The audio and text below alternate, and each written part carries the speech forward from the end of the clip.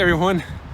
This could be the biggest snowstorm of the year here in Ottawa, but nevertheless, it's the last Thursday of February, and you know what that means? It's time for GVO After Dark. It's GVO After Dark, hosted by Chris and Mark. We talk about trains and only that, so stop on by and join the chat. I'm not sure if I can make it tonight to Chris's because of the weather, but if not, I will be in the chat room. I know Chris has a lot of new stuff from Otter Valley that he wants to show you, so tune in tonight, 8 p.m. Eastern, Chris's channel, Go Via or Go Home. It's going to be a good show. Holy cow.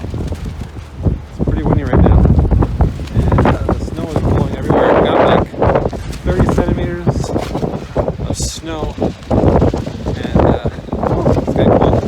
I gotta try and walk my dog in this. He's not going to like it very much.